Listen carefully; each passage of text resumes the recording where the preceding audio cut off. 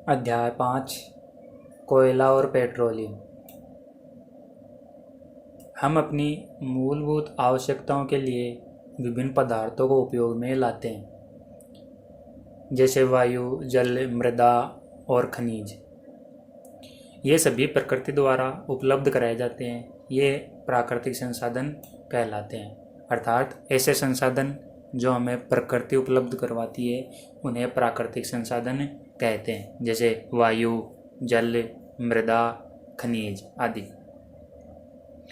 प्रकृति में विभिन्न संसाधनों की उपलब्धता के आधार पर उस दृष्टि से प्राकृतिक संसाधनों को हम दो वर्गों में वर्गीकृत कर सकते हैं, दो भागों में बांट सकते हैं। जो भी संसाधन प्रकृति में पाए जाते हैं उन्हें हम दो भागों में बांट सकते हैं। पहला है अक्षय प्राकृतिक संसाधन, अक्षय प्राकृतिक संसाधन। ये संसाधन प्रकृति में असीमित मात्रा में उपस्थित है और मानवीय क्रियाकलापों से समाप्त होने वाले नहीं, यानी कि ये ऐसे संसाधन हैं जिन पर मानवीय क्रियाकलापों का कोई प्रभाव नहीं पड़ता है। उदाहरण सूर्य का प्रकाश और वायु, ये असीमित संसाधन हैं जो समाप्त नहीं होने वाले। दूसरा है समाप्त होने वाले प्राकृतिक संसाधन। प्रकृति में इन स्रोतों की मात्रा सीमित है, यानी कि निश्चित मात्रा में उपलब्ध हैं। ये मानवीय क्रियाकलापों द्वारा समाप्त हो सकते हैं। इन संसाधनों के उदाहरण हैं वन्य जीव, खनिज, कोयला, पेट्रोलियम, प्राकृतिक गैस आदि। ये ऐसे संसाधन हैं जो मानवीय क्रियाकलाप के कारण लगातार उपयोग में लिए जा रहे हैं और ये नष्ट होने वाले हैं। इनमें से हम कुछ पर चर्चा करेंगे। सबसे पहले है कोयला। यह पत्थर जैसा कठोर और काले रंग का होता है। कोयला लगभग सबने देखा हुआ है, पत्थर जैसा कठोर होता है और काले रंग का होता है। खाना पकाने हेतु उपयोग आने वाले ईंधनों में कोयला एक है। पहले इसका उपयोग रेल इंजनों को चलाने के लिए भाप बनाने में होता था। पहले जो रेल के इंजन थे वो भाप से चलते थे और उसमें इस कोयले का उपयोग किया जाता था। इसके साथ साथ इसका उपयोग तापीय शक्ति संयंत्रों में विद्युत उत्पन्न करने हेतु भी किया जाता था। जो बिजली उत्पादन करने वाले संयंत्र हैं उनमें भी कोयले का उपयोग किया जाता था। कोयले का उपयोग विभिन्न उद्योगों में ईंधन के रूप में भी किया जाता है। ज़्यादातर उद्योगों में या आवश्यकता अनुसार उद्योगों में कोयले का उपयोग ईंधन के रूप में भी किया जाता है। ये कोयला बना कैसे, इस कोयले की कहानी देखते हैं। लगभग 300 मिलियन वर्ष पूर्व, 300 मिलियन वर्ष पहले पृथ्वी पर निचले जलीय क्षेत्रों में घने वन थे, खूब घने जंगल थे। वहाँ पर बाढ़ जैसे प्राकृतिक परिक्रमों के कारण ये वन मिट्टी के नीचे दब गए, मृदा के नीचे दब गए। उनके ऊपर अधिक मृदा जम जाने के कारण वे संपीड़ित हो गए, यानी कि एक जगह इकट्ठा हो गए, दब गए। जैसे जैसे वे गहरे होते गए उनका ताप भी बढ़ता गया। उच्च दाब और उच्च ताप पर पृथ्वी के भीतर मृत पेड़ पौधे धीरे धीरे कोयले में परिवर्तित हो गए। जो जैसे जैसे समय निकला वो मृत पेड़ पौधे हैं वो कोयले में बदल गए। कोयले में मुख्य रूप से कार्बन होता है। मुख्य जो उसका तत्व होता है, मुख्य भाग जो होता है वो कार्बन होता है।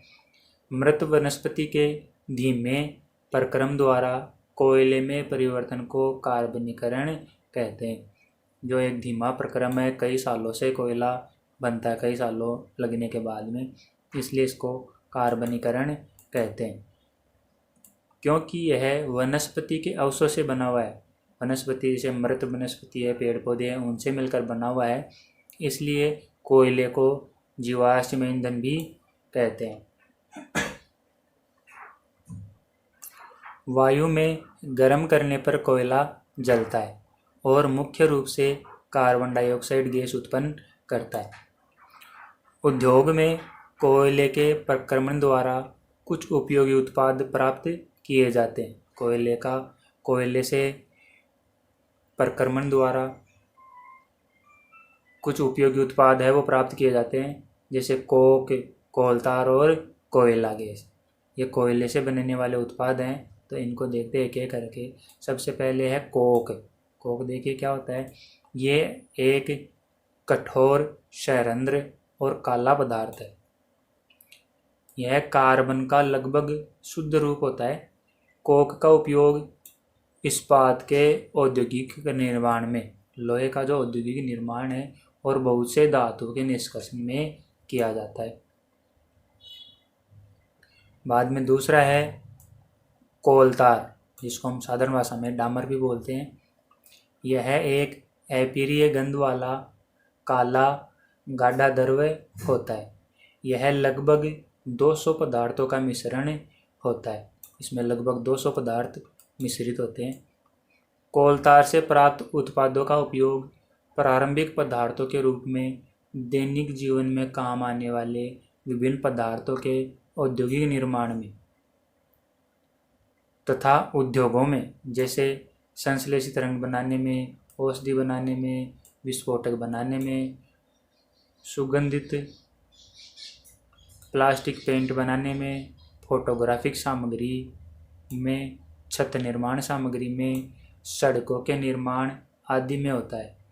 मौत और अन्य कीटों को भगाने हेतु जो दवाइयाँ बनाई जाती है, उनमें काम में लाई जाने वाली नेफ्थेलिन की गोलियां भी कोलतार से प्राप्त की जाती है।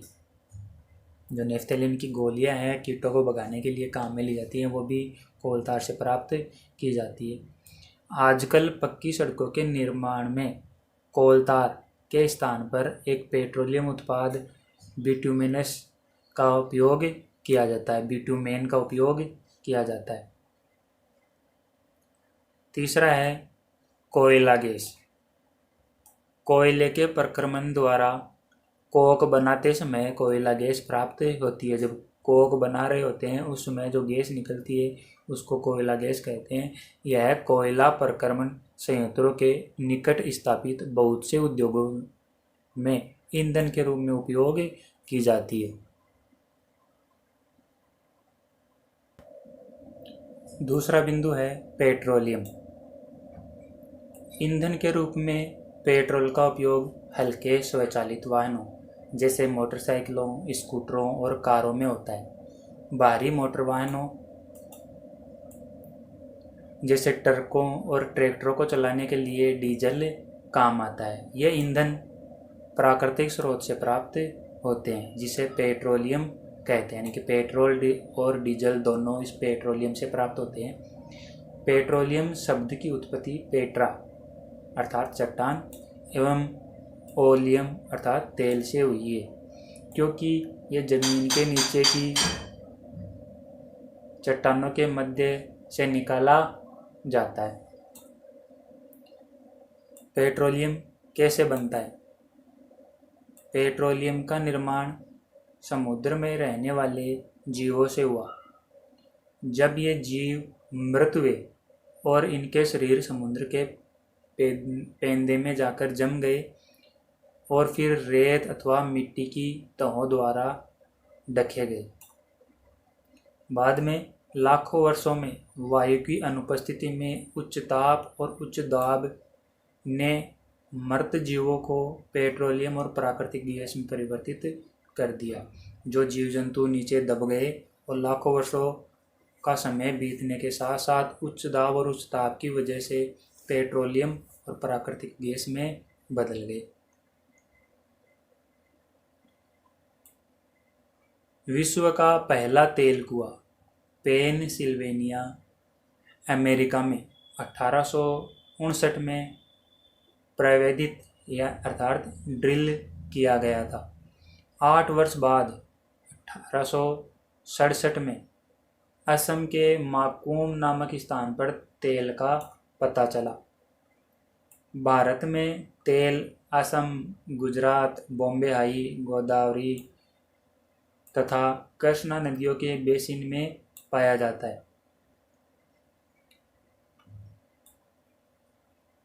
पेट्रोलियम का परिष्करण, पेट्रोलियम से अलग अलग पदार्थ वो कैसे अलग अलग किए जाते हैं उसको पेट्रोलियम का परिष्करण कहते हैं। पेट्रोलियम गहरे रंग का तेलीय द्रव है। इसकी गंध अप्रिय होती है। यह विभिन्न संगठकों जैसे पेट्रोलियम गैस, पेट्रोल, डीजल, स्नेहक तेल, पैराफिन मोम आदि का मिश्रण होता है। पेट्रोलियम के विभिन्न संगठकों या प्रभाजों को पृथक करने का प्रक्रम परिष्करण कहलाता है। पेट्रोलियम से उनके जो संगठक हैं उनको अलग अलग करना, पृथक पृथक करना परिष्करण कहलाता है। यह कार्य पेट्रोलियम परिष्करणी में संपादित किया जाता है। पेट्रोलियम के जो विभिन्न संगठक हैं उनके उपयोग निम्न प्रकार हैं। पहले तो देखते हैं पेट्रोलियम के संगठक कौन कौन से हैं।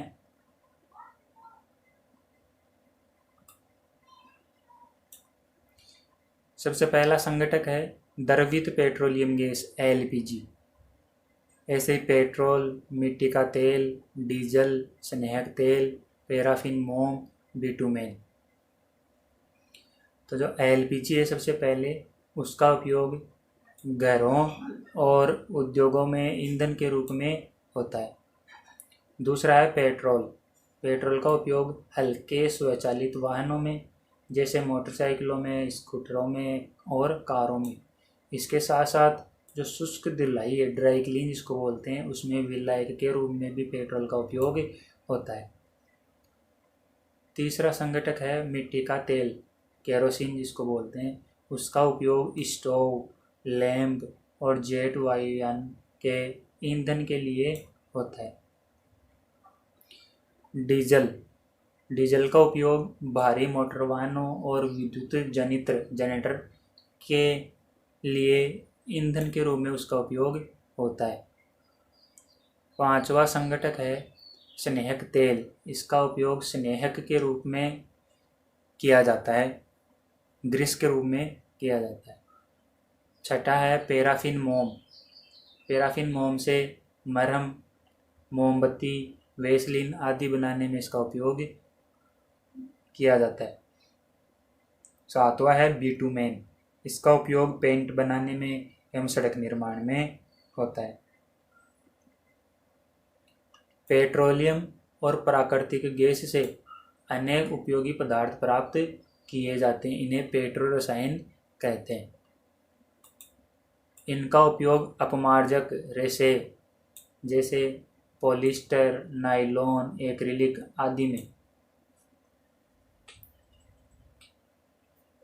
पॉलीथीन में और अन्य मानव निर्मित प्लास्टिक आदि के औद्योगिक निर्माण में किया जाता है।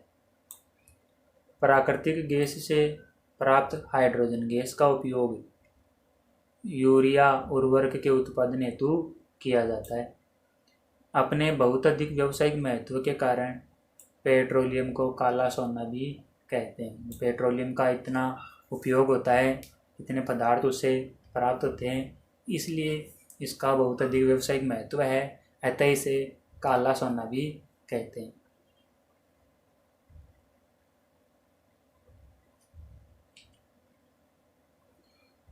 तीसरा पॉइंट है प्राकृतिक गैस। प्राकृतिक गैस एक बहुत महत्वपूर्ण जीवाश्मीय ईंधन है क्योंकि इसका परिवहन पाइपों द्वारा सरलतापूर्वक हो जाता है। पाइपों के माध्यम से इसको एक जगह से दूसरी जगह पहुंचाया जा सकता है। प्राकृतिक गैस को उच्च दाब पर संपीड़ित प्राकृतिक गैस जिसका नाम है CNG शॉर्ट नेम, C का अर्थ होता है कंप्रेस्ड यानी कि संपीड़ित, N का होता है नेचुरल यानी कि प्राकृतिक और G का होता है गैस के रूप में भंडारित किया जाता है। CNG का उपयोग ऊर्जा उत्पादन हेतु किया जाता है। अब इसका उपयोग परिवहन वाहनों में ईंधन के रूप में किया जा रहा है क्योंकि यह कम प्रदूषणकारी है। आजकल जो छोटे वाहन हैं, छोटी गाड़ियाँ हैं, चौपहिया वाहन हैं और भी कई वाहन हैं, उनमें पेट्रोल डीजल की जगह सीएनजी गैस का उपयोग किया जाता है, क्योंकि यह कम प्रदूषणकारी है। यह एक स्वच्छ ईंधन है। सीएनजी का अधिक लाभ यह है कि इसे घरों और कारखानों में सीधा जलाया जा सकता है, जहां इसकी आपूर्ति पाइपों के माध्यम से की जा सकती है। पाइपों के माध्यम से घर घर तक इसको पहुंचाया जा सकता है। पाइपलाइनों का ऐसा जाल बड़ौदा, गुजरात और दिल्ली के कुछ भागों और अन्य स्थानों पर उपलब्ध है। प्राकृतिक गैस का उपयोग प्रारंभिक पदार्थ के रूप में बहुत से रसायनों और उर्वरकों के औद्योगिक निर्माण में किया जाता है। भारत में प्राकृतिक गैस के विशाल भंडार हैं। हमारे देश में प्राकृतिक गैस त्रिपुरा, राजस्थान, महाराष्ट्र और कृष्णा गोदावरी डेल्टा में पाई जाती है। एक प्रश्न है कि क्या प्रयोगशाला में मृत जीवों से कोयला, पेट्रोलियम और प्राकृतिक गैस बनाई जा सकती है? तो इसका जवाब है नहीं, क्योंकि इनका बनना एक बहुत धीमा प्रक्रम है। कई सालों, कई लाखों वर्ष इसमें लगते हैं और इनके बीच बनने की परिस्थितियां प्रयोगशाला में उत्पन्न नहीं की जा सकती। जैसे परिस्थितियां कोयला बनने में, पेट्रोल बनने में चाहिए होती है, वैसी परिस्थितियां लैब में, प्रयोगशाला में नहीं उत्पन्न की जा सकती। कुछ प्राकृतिक संसाधन सीमित हैं, जैसे अभी हमने बात की है जीवाश्म ईंधन, पेट्रोल, कोयला, ये सब सीमित संसाधन है।